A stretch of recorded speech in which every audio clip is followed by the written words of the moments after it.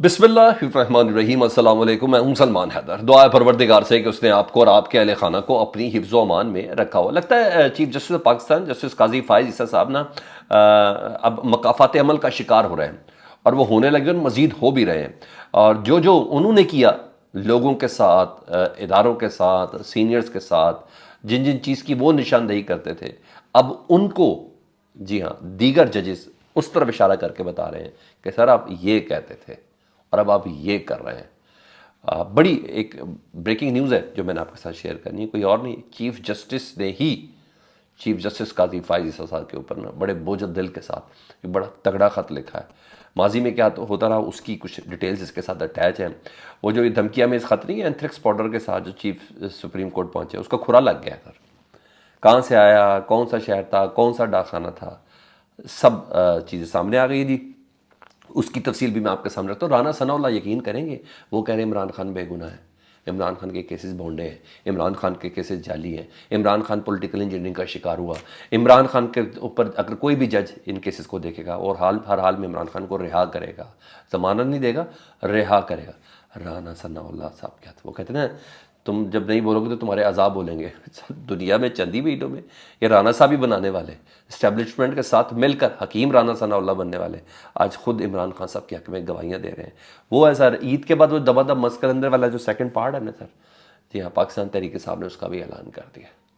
यहाँ उसकी भी डिटेल मैं आपके सामने रहता हूँ। बहुत ही इन्फॉर्मेटिव और इंटरेस्टिंग ये व्लॉग होने जा रहा है, इसको मिस नहीं करना। और अगर चैनल आज आप पहली बार देख रहे हैं तो चैनल सब्सक्राइब कर दें ताकि मेरा और आपका राब्ता बहाल है। सबसे पहले मैं जजेस को मौसूल होने वाले ख़त पर आपको फॉलोअप दे दूँ। तहकीकात में अहम पेशरफ्त हुई है और उस पेशरफ्त के मुताबिक पता चला है कि तमाम के तमाम ख़त ना एक ही जगह से इरसाल हुए हैं।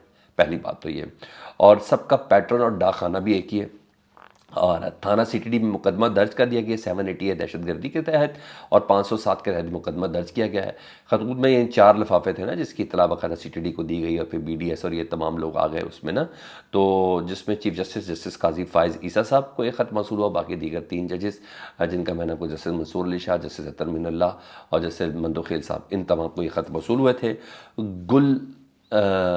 वो था गुलशाद नामी खातून और एक साबित सज्जाद हुसैन, उनकी तरफ से ख़त भेजे गए थे। ये लोग कह रहे हैं उन्होंने सेंडर एड्रेस नहीं लिखा। भाई कोई लिखता है एड्रेस ऐसे?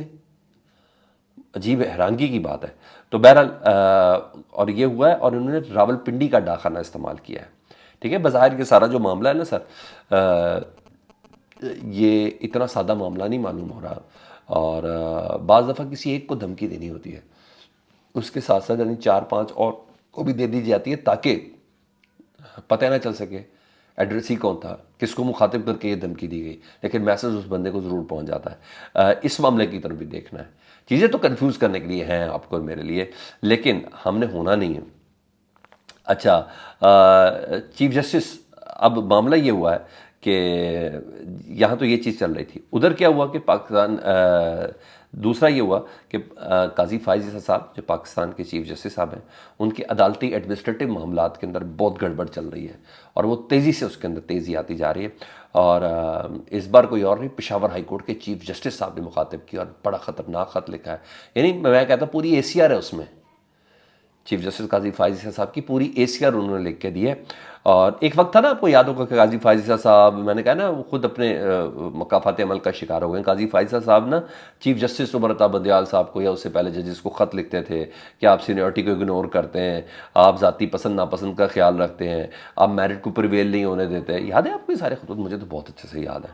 तो मीडिया को फिर वो ख़त जारी किए जाते थे और फिर उस ख़त पे ख़बरें बनाई जाती थी। आपको सब याद आ रहा है? जी हाँ।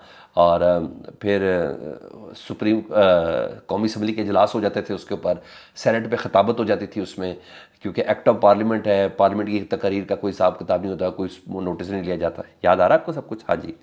तो अब क्या हुआ जी, अब वही उनके साथ हो रहा है। Chief justice Peshawar high court, आपको पता, रिटायर होने वाले 14 अप्रैल को, और उन्होंने चीफ जस्टिस काजी फायज साहब को ख़त लिखा और ख़त कम है, बाकी क्या है ज़रा वो देख लें। उन्होंने कहा कि सुप्रीम कोर्ट में जजेस की हालिया तैनातियों में ना चीफ जस्टिस साहब मुबैना तासुब की निशानदेही हो रही है। ठीक है, KPK से सुप्रीम कोर्ट में जजेस की तैनाती काम KPK से जजेस की तैनाती सुप्रीम कोर्ट में ना करने पर तशवीश का इजहार करता हूँ। मैं आपको बड़े भारी दिल और मायूसी के साथ ये लिख रहा हूँ कि सुप्रीम कोर्ट में जजेस की तकर्री बादियो नज़र में मनमानी यानी आपकी मनमानी, अकरबा परवरी यानी आपकी अकरबा परवरी और जानिबदारी है।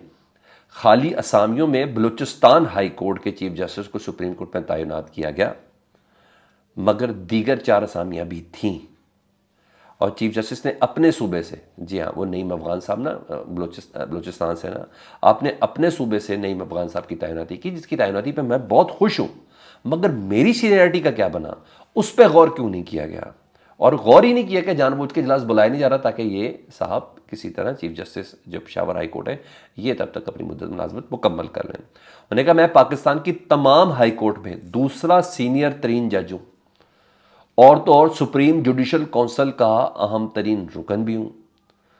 चीफ जस्टिस काजी फाइज साहब, मुझे तवक्को थी कि मेरा नाम फहरिस्त में शामिल होता या होगा, क्योंकि अभी टाइम है ना।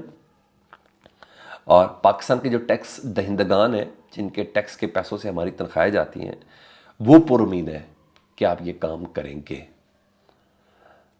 भाई काजी फाइज साहब जो माजी में करते थे ये है उनके आगे आ रहा है, जो दूसरों के साथ करते थे वो उनके साथ हो रहा है। लेट्स सी, देखें वो इसका कितना असर लेते हैं। मेरा काम था आपको रिपोर्ट करना, उस पर तजिया देना, वो मैंने आपके सामने दी। उधर मामला सर कोई और रुख पे इख्तियार करता जा रहा है।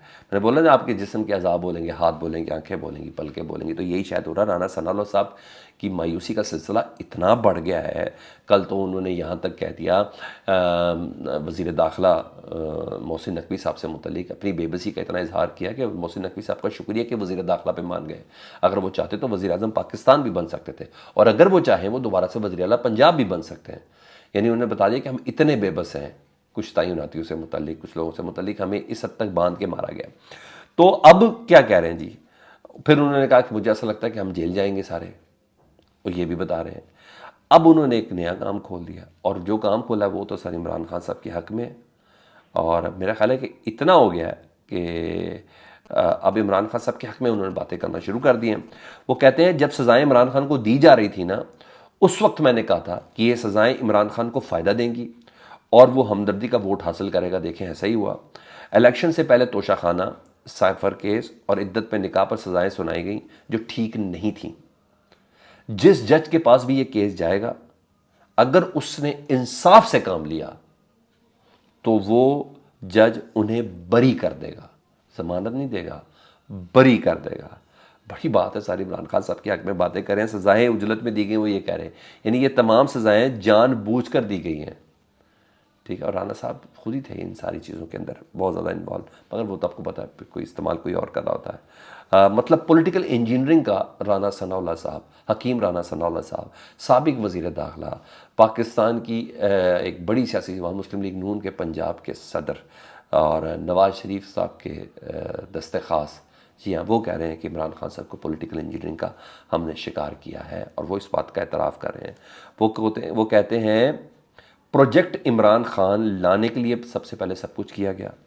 जब प्रोजेक्ट मतलूबा नताइज नहीं दे सका तो इमरान खान को गिराने के लिए सब कुछ हो रहा है।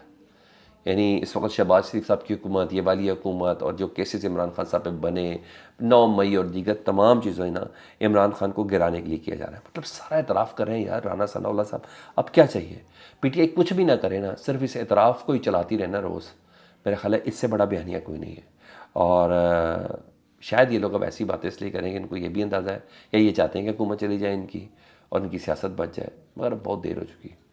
अब ये चीज़ें इतना आसान नहीं होंगी, लेकिन जिस तरीके से लेके चला जा रहा है ये डेफिनेटली हैरानगी वाली चीज़ है।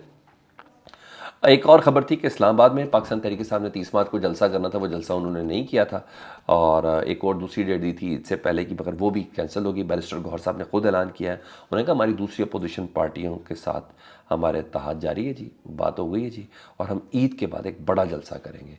अब जारी बात है वो 144 अगर आप JUI पे लगाएंगे, 144 मुख्तलिफ साथी जमातों पर लगाएंगे ना, तो वो थोड़ा मुश्किल हो जाता है।